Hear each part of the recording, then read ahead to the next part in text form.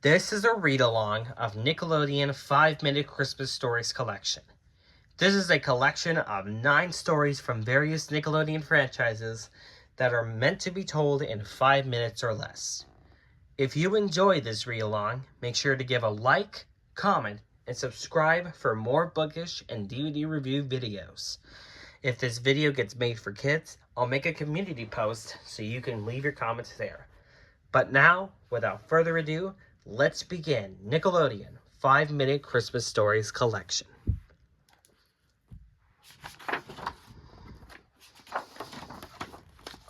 Our first story is Paw Patrol, The Pups Save Christmas, adapted from the teleplay by Ursula Zeiger Sullivan, illustrated by Harry Moore.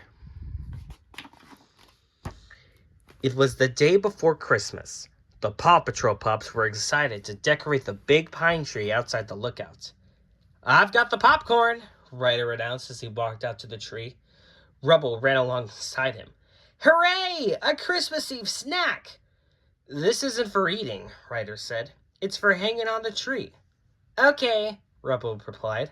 "My eyes will like seeing popcorn on the tree, but my tummy would rather eat it." Everyone worked together.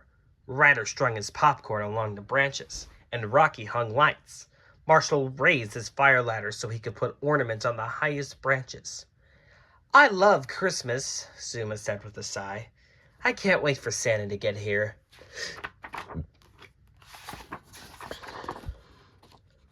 But Santa was flying into a blizzard.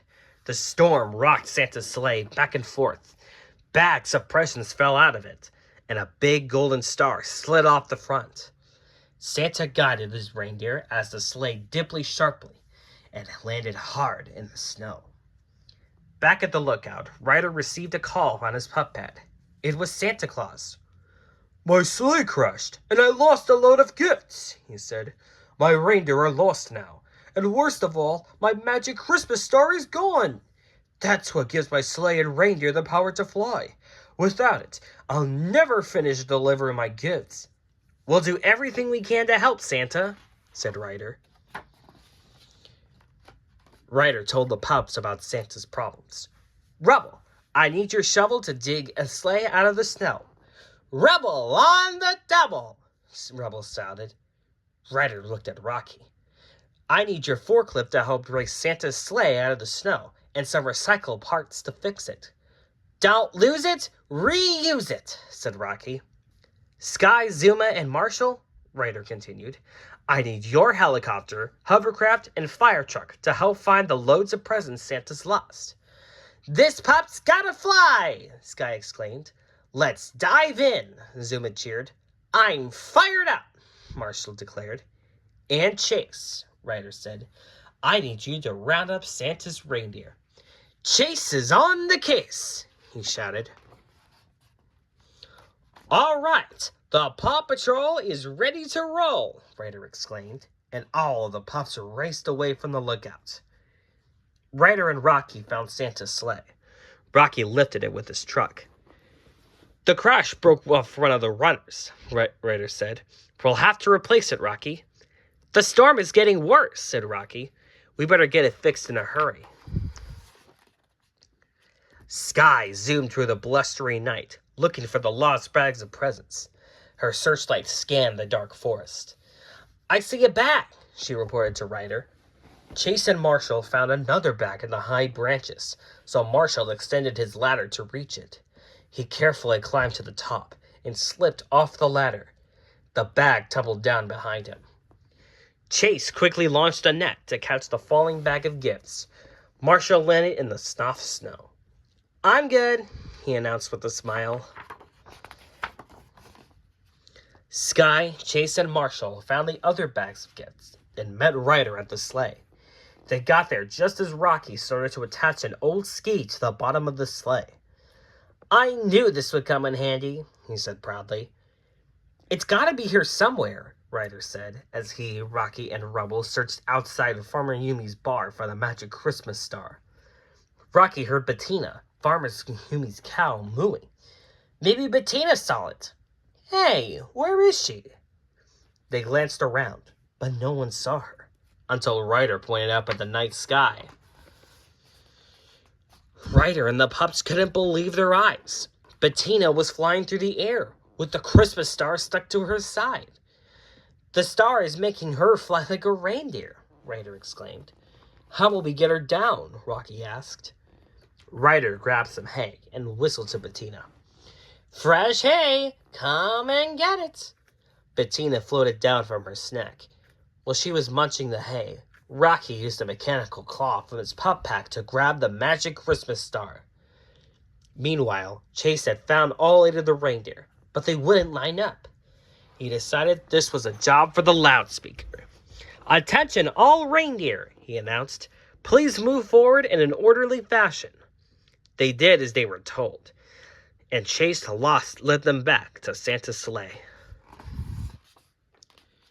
When Ryder and the pups met at the sleigh, they found Santa Claus waiting for them. "My sleigh looks perfect," he exclaimed.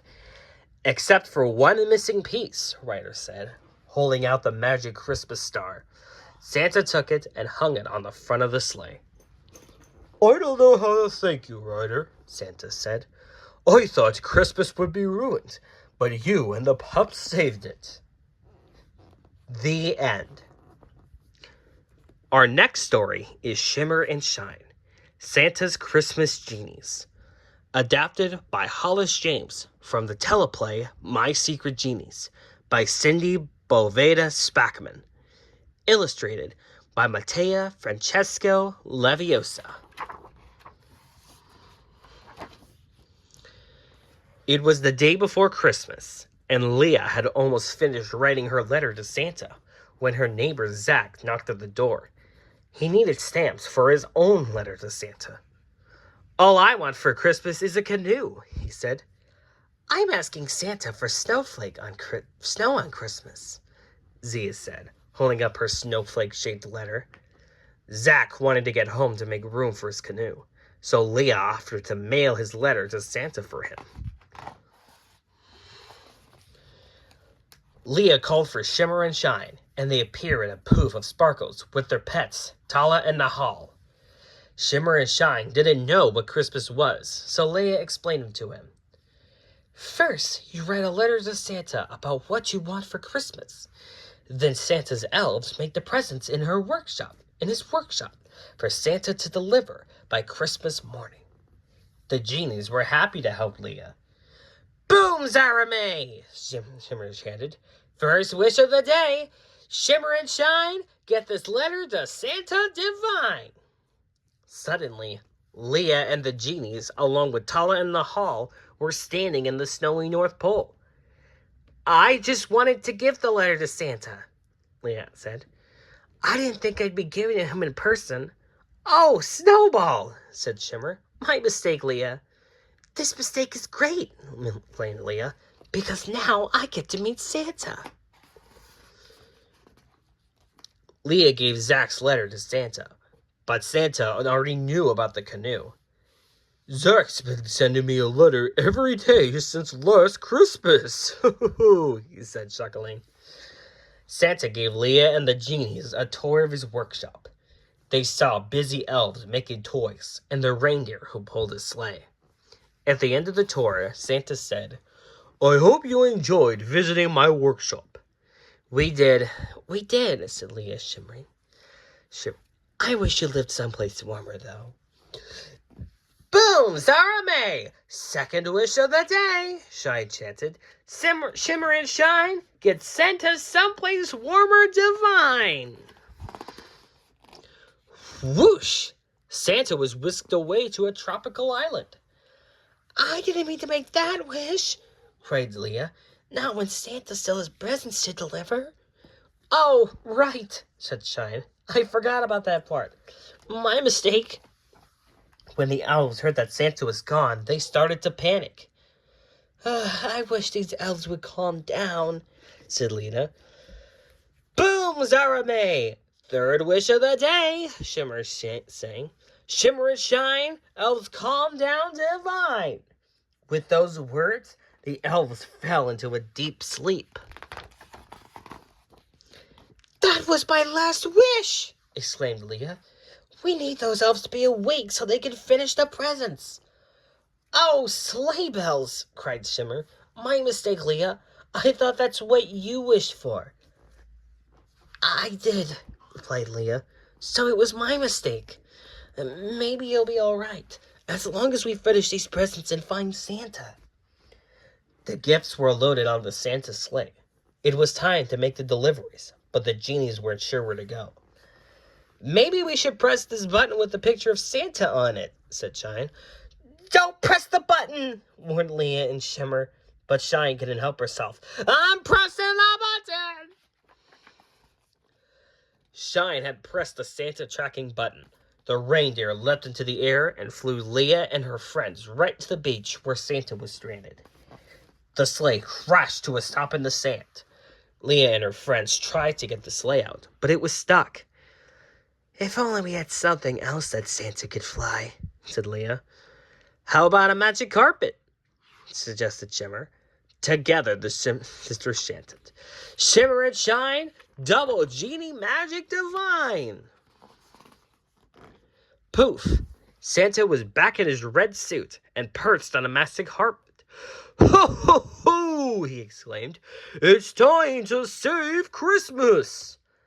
Flying from house to house, Leah, Shimmer, and Shine helped Santa deliver presents all around the world. Shimmer and Shine flew away on their magic carpet. As they sailed out of sight, they sang, "We've saved the day with 3 merry wishes. Boom, Zara May! We'll see you next Christmas." The end. Our next story is Bubble Guppies. Happy Holidays, Bubble Guppies. Adapted by Mary Tilworth. Based on the teleplay Happy Holidays, Mr. Grumpfish by Adam Peltzman. Illustrated by MJ Illustrations. Hi, it's me, Molly. It's a special time of year. The snow is on the ground and the decorations are on the houses. And the best part is that we're having a holiday party tonight. It's going to be fantastic. But we have a lot to do first, like bake treats and deliver invitations. Gil and Bubble people are ready to help us. Will you join us? We're inviting everyone in town, and we've delivered almost all the invitations. There's only one left. It's for Mr. Grumpfish. That sad blue house is his. He never seems very happy, and he doesn't seem to like anyone. Maybe getting a card will make him happy. He might like to come to our holiday party. Do you think we can find a way to cheer him up?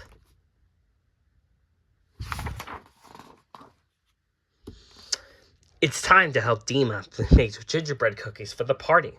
She's a great baker, but she has made a lot of cookies and can't do it all by herself. We'll help measure, mix, and decorate. I love all the shapes and colors, but the best part is the smell. All this gingerbread gives me an idea. I think I know something that might make Mr. Grumpfish happy, but it's going to take a lot of work, so we better get moving. For my special project, we'll need lots of marshmallow frosting, so we're at Marshmallow Mountain. But we have to watch out for the abominable snowman. He doesn't like to share his gooey frosting. However, the abominable snowman also doesn't like it when people don't enjoy the holidays. He let us take all the frosting we need to make Mr. Grumpfish happy. Now we're ready to make our special surprise. We're going to turn Mr. Grumpfish's sad blue house into a giant gingerbread house. With a little help from Nani the candy cake maker, we have everything we need. Everyone is pitching in and carrying gumballs and bows. Even Mr. Grouper is helping us decorate. The house is done and looks delicious. We hope Mr. Grumpfish likes it and comes to our holiday party. When Mr. Grumpfish came out of his house, he saw the frostings and candy and gingerbread. It made him giggle a little, then belly laugh a lot. He loved his sweet festive house. Mr. Grumpfish was so happy, he couldn't wait to get to the party. And when he was there, Mr. Grouper let him turn on the Christmas tree lights. The holiday party is great. Everyone agrees it's the best one ever. And though we all really like giving and getting gifts, the thing we love best is being together. It's especially nice because our new friend, Mr. Grumpfish, is with us. At the end of the party, we all gather around the Christmas tree for a picture. Say gingerbread. That's the end of our party and our adventure. Gil and I are so glad you could join us. Happy holidays. The end. Our next story is Team Umizoomi, Santa's Little Helpers.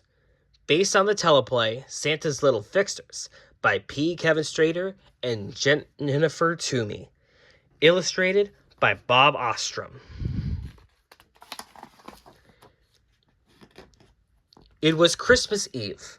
The stockings were hung and the tree was decorated. Team Umizoomi was ready for Santa to visit. I can't wait to see what Santa brings, Millie said. Suddenly, the Umi alarm rang. Someone needed help. Bot had a message on his belly screen. It was from Santa Claus. Help, Team Umizoomi, Santa said. My toy machine stopped working, and we still need to make 3 more toys. If the machine isn't fixed, Bot said, Santa won't be able to deliver all the toys tonight. We need to get to the North Pole and help Santa, Jill said. The best way to get to the North Pole is on a reindeer, said Jill. I can make one with my super shapes. We need 5 triangles, 1 trapezoid, and antlers. Super shapes! Glitter and gizmos, Bot shouted as Team Umizoomi flew through the air on her reindeer. It got colder and colder. Snow started to fall. At last, they landed at the North Pole. Look, said Millie. There's Santa's workshop.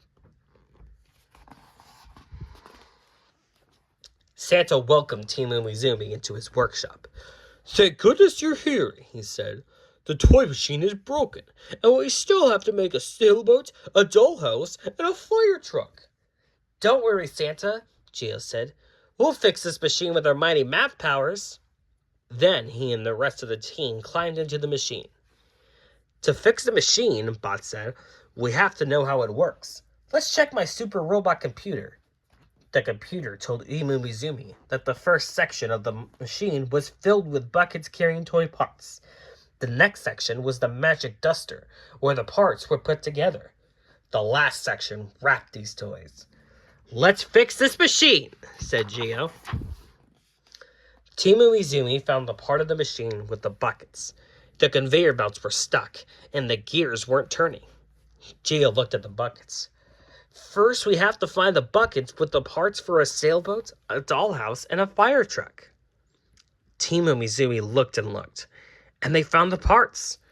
Body emptied them into a tube that was striped like a candy cane, and the machine started to work again. Now let's find the magic duster, Millie said. The team quickly found the magic duster, but none of Santa's magic dust was coming out. We have to fix the duster, Bot said, or the last 3 toys won't get made. Look, Millie shouted. Those instruments play a special song that makes the dust come out. But one of the instruments is missing. I can fix this with pattern power. The instruments are supposed to make the pattern jingle bell, trumpet, trumpet. Let's see which one is missing. Millie structured the machine. A jingle bell! Millie replaced the missing bell, and the machine started pumping magic dust that put the toys together. The sailboat, the dollhouse, and the fire truck were finished, and they rolled into the wrapper. Robot hands wrapped them in brightly colored paper. Hooray, Team Umizoomi! Santa's elves cheered. You did it! You made the last 3 presents. Let's get these presents to Santa, said Geo. Team Umizoomi ran to Santa's sleigh and put the last 3 presents in his sack. Thank you, Santa said. Then, as his sleigh flew into the starry night, he called out, "Merry Christmas!" "I feel a celebration coming on," Bud announced. Timu Mizumi and the elves danced in the snow and cheered. The end. Our next story is Albert, the Little Tree with Big Dreams, by Aaron and Will Eisenberg, illustrated by Heather Martinez. No one loved Christmas time more than the plants at Earth Mama's nursery. Holiday cheer seeped in through their roots. Maisie, the palm tree, swayed in her pot, and even Jean, the stink-breath weed, got in on the fun. Little Albert was about to bring them more joy with a Christmas song. "Who's ready to get their jingle on?" Albert called. "This is going to be the Christmassiest Christmas of all." But every year, as Albert watched all the big trees outside to go home with happy families, he grew a little sad. "Look at those guys," Albert sighed. "They're going to get shiny stars, and on Christmas morning, kids will go crazy planting their presents under their branches." Albert loved his nursery family, but he knew he was destined for something greater. Albert slumped into his pot until a man on TV caught his attention. "Tomorrow in Baker Hill, Vermont," the man explained, "one special tree oozing with Christmas spirit will be chosen as this year's Empire City Christmas tree, the most famous Christmas tree in the world." A special tree oozing with Christmas spirit? That sounded like Albert. He decided to do something big. He would sneak a ride to Baker's Hill with the girl and her dad. Jean thought Albert was out of his mulch, but Maisie believed in him. She wanted to come along. The second the coast was clear, Albert and his buddy snuck out to Donnie's truck to stow away in the back. Donnie had a plant delivery at Baker's Hill before the Empire City Christmas show in New York. Maisie bent her trunk backward and launched Albert and Jean into the truck, then jumped in behind them. They waved goodbye to their Earth Mama's family and set off. Soon, Molly and Donnie stopped for lunch at a restaurant called Cactus Pete's. "Help!" a voice called from beneath the snow. Albert got out of the truck and started digging. He was surprised to find Cactus Pete himself. The freezing cactus groaned. "Every winter, I'm tossed out so some stinking Christmas trees could take my place inside." Maisie perked up. "Did you say Christmas tree?" "Albert here is going to be the Empire City Christmas tree." "Oh, is he?" sneered Pete, sharpening his needles. "Well, considering I hate Christmas," he howled, "I'll allow Cactus Pete to show y'all a prickly good time." Pete and his ragtag band of cacti chased after Albert, Maisie, and Jean, blasting spiky needles in every direction. Many of Albert's ornaments fell to the ground and shattered. But Albert and his friends bested the cacti and eroded a dumpster right at Cactus Pete, flattening him like a pancake. The plants escaped and headed into a nearby forest in search of Baker's Hill. There they came across a family of rabbits. "Aw, fuzzy little bunnies," Maisie comes. Jump! A rabbit took a giant bite out of her leaves. "It's a vegetarian!" yelled Jean. "Run!" They all jumped onto a log and slid down an enormous hill. At last they were there. Empire City Square. The purple sky swirled into the stinging December wind. Maisie's teeth chattered. A massive crowd gathered around Big Betty, the 80-foot evergreen, ready to ring in the season. Albert, Maisie, and Jean spotted Cactus Pete. He was aiming his spike right at the crane's operator, who was about to put the famous star on Betty's head. "Look!" Pete cackled. "A falling star!" Pop! Whiz! Shing! Pete's needles pierced the operator right in the hiney, sending the star swinging above. It sliced Betty's top clean off. "I'm bald!" Betty cried. There was no place to put the famous star, Christmas was ruined. Albert looked down at the heartbroken crowd. Right in the middle, he saw Molly, the girl from the nursery. He remembered something she had once told him. It's okay to be small, as long as it doesn't stop you from doing big things. Albert had an idea, but he needed help. People in the crowd gave Albert some new decorations, and the crane's operator hoisted him up. And up. And up! Cameras flashed, and the crowd cheered as Albert was lifted onto Betty's peak, and the spectacular star was placed on top of his head. At 3 feet tall, he was a perfect fit. Albert had done it. He had become the most famous Christmas tree in the world. But when he looked down at Maisie and Jean waving goodbye, he realized something was missing. His family at Earth Mama's nursery. Christmas time just didn't feel like Christmas time without them.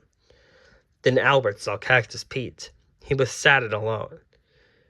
You don't hate Christmas, Albert said. An idea was sparkling inside him. You just hate being left out. How'd you like to shine and twinkly for once? Shiny and twinkly. Albert traded places with the cactus. Pete immediately started singing at the top of his lungs. Oh, Cactus Pete, how bare heavenly are thy needles. Betty rolled her eyes. This is going to be one long holiday. Albert, Maisie, and Jean looked at Pete and smiled. It was time to go home. On Christmas morning, Molly struck a tiny star at Albert's tip. Every real Christmas tree needs a star, she said. Albert smiled. It was going to be the Christmasiest Christmas after all. The end. Our next story is SpongeBob SquarePants, the Sponge Who Saved Christmas. Written by Melissa Wygand. Illustrated by Fabrizio Petrossi. It was Christmas time in Bikini Bottom. Decorations were being hung. Gifts were being wrapped. Everyone loved the holiday season. Well, almost everyone. Squidward didn't like Christmas, because at that time of year, SpongeBob was even happier and more annoying than usual. SpongeBob decided to share as much seasonal joy with Squidward as possible. So whenever he and Patrick had a snowball fight, they made sure to include Squidward, whether he was ready or not. SpongeBob and Patrick tried to lift Squidward's spirits by singing Christmas carols all day long. Everywhere Squidward went, they shared the gift of music with him. But that didn't seem to work either.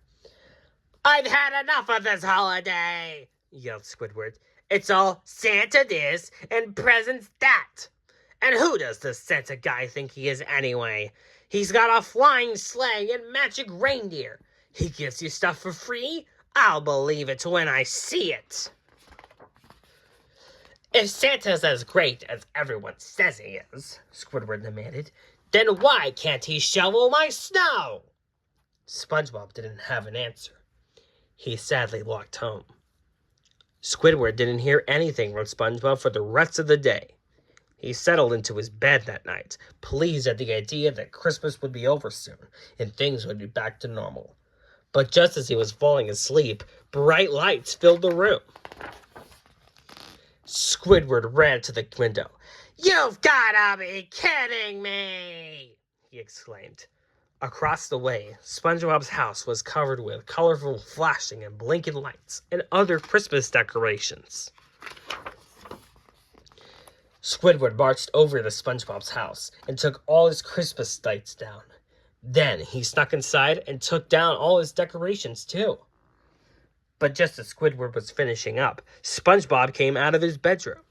In the dark, SpongeBob thought he was looking at Santa Claus. Squidward didn't want to get caught, so he played along. Could you please take this present to my friend Squidward Tentacles? SpongeBob said. Squidward was very surprised. He promised he would deliver the present. Then SpongeBob gave Squidward a big hug and went back to bed. Curious, Squidward quickly tore open the wrapping paper. Inside was a beautifully crafted clarinet case made of the best driftwood money could buy. Then Squidward realized what Christmas was all about.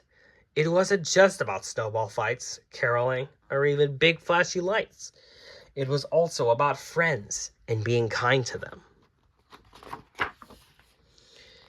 And so, one by one, Squidward returned all of SpongeBob's lights and decorations to their proper spots. The house was lit up once again.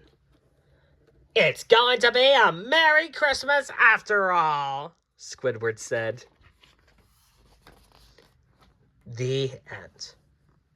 Our next story is Blaze and the Monster Machines, A Monster Machine Christmas, adapted by Frank Barrios, based on the teleplay Blaze Christmas by Jeff Borkin, illustrated by Dynamo Limited. 'Twas the night before Christmas, and all through Axel City, big wheel monster machines were making their homes look pretty. Stripes put a wreath in his treehouse, and Starlight decorated her barn. Zed got ready for Christmas with ornaments, tinsel, and yarn. Darrington was so excited he jumped to his highest height. Everyone knew they'd be getting a visit from Santa tonight. Meanwhile, Blaze and AJ were far, far away, helping Santa get ready for another Christmas day. Blaze raced around the workshop as Elle's truck tossed presents into Santa's magic bag. "Santa's bag can hold presents for everyone in the world," said AJ. "My elves and I make sure we've got the perfect present for every boy and girl," said Santa. "Everyone should feel special on Christmas." "The present meter said the bag is full," exclaimed Blaze. "Ho, ho, ho! Now I've got Christmas presents for everyone," chuckled Santa Claus.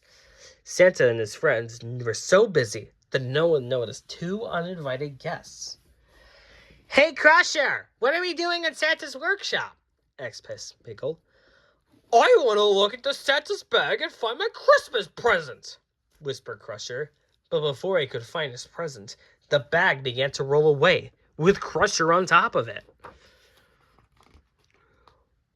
"Oh no, the Christmas presents are getting away!" yelled an elf truck. "Quick, after them!" said Blaze. He, AJ, and Santa raced after Crusher and the presents. The bag rolled down a hill. It spilled open, and presents soared through the air in every direction. "My magic bag is empty! Now I can't deliver my presents to anyone," Santa said sadly. "Don't worry, Santa," said AJ. "Those presents are out there somewhere." "And AJ and I are going to find them," added Blaze. "Wait, I want to come too," begged Crusher. "Good for you, Crusher. You feel bad, and now you want to help get all the presents back," said Pinkle. "All the presents? No way. I just want to get my presents back," replied Crusher. "Remember, Crusher, it's important that you help Blaze find everyone's presents," said Santa. "Everyone should feel special on Christmas." Blaze and Crusher raced into a frosty cave where they found some of the presents frozen in ice. Crusher tried to use a suction cup bow and arrow to get them, but it couldn't fly far enough. Then Blaze had an idea. "Let's be engineers and build a better bow and arrow." Together, they made a giant bendy bow with a big suction cup to attach the presents. AJ aimed, hit the mark, and pulled the presents from the ice. Unfortunately, none of the gifts were Crusher's. The trio kept searching. Blaze and Crusher rushed off to search. Soon, they spotted a pile of presents at the bottom of the very steep hill, covered in candy canes. "We have to make a sled that goes really fast," said AJ. "Let's build a sled with a turbojet engine." "Woohoo! I'm a turbo sled monster machine," said Blaze. He took off with a burst down the candy cane cliff and used his tow hook to snag the presents. Blaze added them to Santa's bag. "Look, the red line on Santa's bag is going up," noticed AJ. "That means we found almost all the Christmas presents." Crusher peered into the bag. "All these presents, and None of them are for me, he whined. The group continued. They came to Snowball Mountain, which was shooting giant snowballs. To stop the snowballs, Blaze transformed into a big water blaster.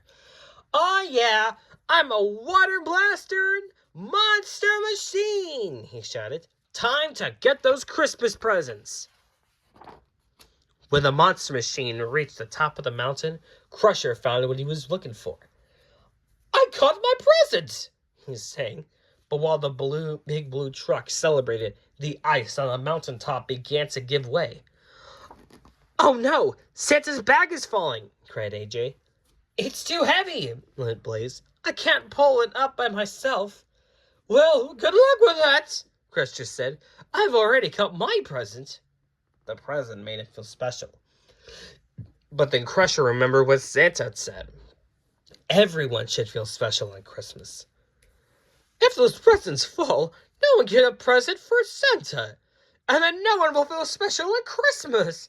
I've got to save those presents." Crusher went back to Blaze. Using those tow hooks, Blaze and Crusher worked together to save the Christmas presents. Santa was so grateful to the monster machines, he told Blaze he could be his sleigh.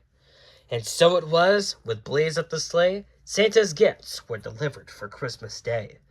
And as they flew out of sight, they heard the phrase, "Merry Christmas to all, and to all, let's blaze!" The end. Our next story is Dora the Explorer, Dora's Christmas Star, adapted by Mary Tilworth, based on the teleplay Dora's Christmas Carol Adventure by Chris Gifford, illustrated by Victoria Miller. One beautiful Christmas Eve, Dora and her friends came together upon a starry sky. They were so excited because it was time for their special Noche Buena party. Soon there would be gifts and games and tasty treats, but first they had to get ready. Everyone happily worked together to make the party the best it could be.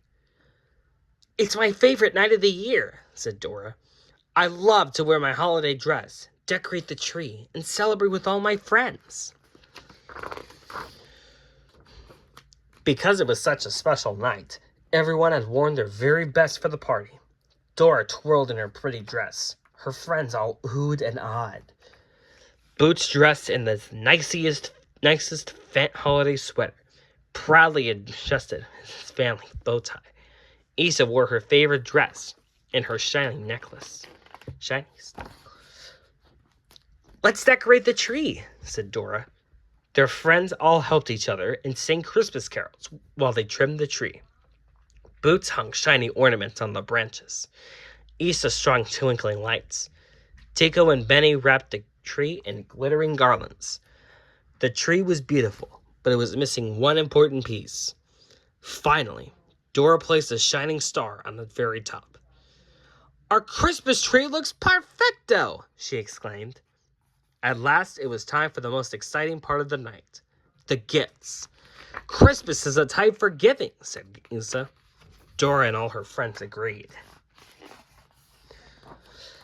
Dora, Boots, and their friends worked together to carefully place the Christmas presents under the tree. The colorful wrapping paper glittered as the presents piled up. Just then, Swiper appeared. He saw the star on top of the tree, climbed up, and swiped it. "You'll never find it now," he said, laughing as he threw it high in the air. Suddenly, someone swooped down from the sky. It was Santa. He wanted to surprise everyone by coming to Dora's Noche Buena party. When Santa saw that the star was missing from the tree, he knew Swiper had swiped it. "Swiper, I've told you before, and now I must insist. Swiping on Christmas puts you on my naughty list," said Santa. Dora and her friends knew what that meant. If Swiper was on the naughty list, he wouldn't get any presents, and he would have a very sad Christmas. "Santa, is there anything we can do to get Swiper off the naughty list?" Dora asked. "I really want to help him." Santa thought for a moment. "If Swiper can learn the true meaning of Christmas, I will change my mind," he said. Remember what Christmas is all about, Dora told Swiper. Swiper thought for a moment. Christmas is about sharing and giving, not swiping, he said. He quickly found the star ornament high up in the tree and gave it back to Dora. Ho, ho, ho, laughed Santa. Swiper, you have learned the true meaning of Christmas. You are officially on my nice list. It was time for the Noche Buena party. Benny brought tasty nuts for Tico. The Big Red Chicken brought Christmas cookies for Benny. Isa brought colorful flowers for everyone. Dora and her friends ate caramellos and drank hot chocolate and danced and celebrated. This is the best Noche Buena party ever, said Dora. Finally, it was time to go home. Everyone had had a great time at the Noche Buena party. Before they left, Santa gave everyone a hug, even Swiper, who had been a very good fox after all. Then Santa climbed into his sleigh, shook the reins, and flew into the sky. He waved goodbye as the sleigh zoomed away. I'm so glad I got to celebrate Christmas Eve with all my friends, said Dora. Merry Christmas! Feliz Navidad! The end. Our final story is Wonder Pets. Save the Reindeer.